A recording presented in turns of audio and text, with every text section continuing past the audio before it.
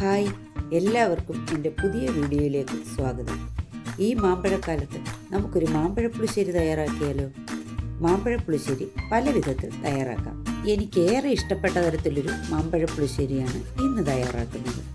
അതിനായി നന്നായി പഴുത്ത 7 നാട്ടുമാമ്പഴമാണ് എടുത്തിരിക്കുന്നത്. കഴുകി വൃത്തിയാക്കിയ മാമ്പഴം തൊലി കളഞ്ഞെടുക്കാം.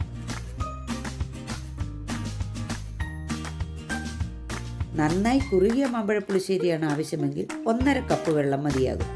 ഞാനിവിടെ 2 കപ്പ് വെള്ളമൊഴിച്ച്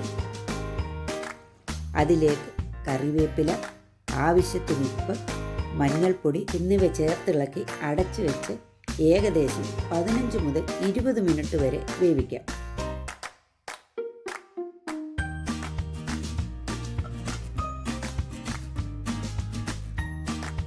ഇടയ്ക്കൊന്ന് ഇളക്കി കൊടുക്കുന്നത് നന്നായിരിക്കും.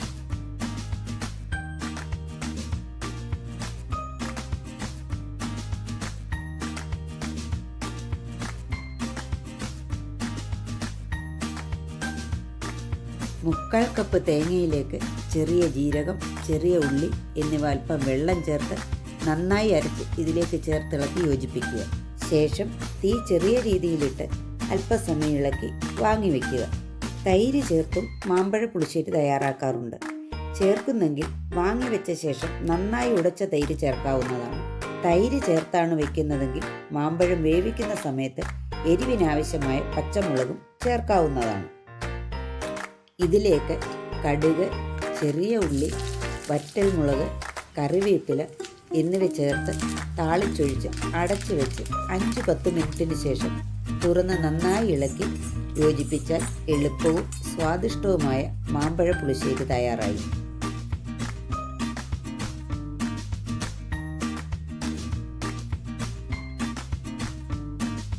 ഈ വീഡിയോ ഇഷ്ടപ്പെട്ടാൽ ലൈക്ക് ചെയ്യണേ.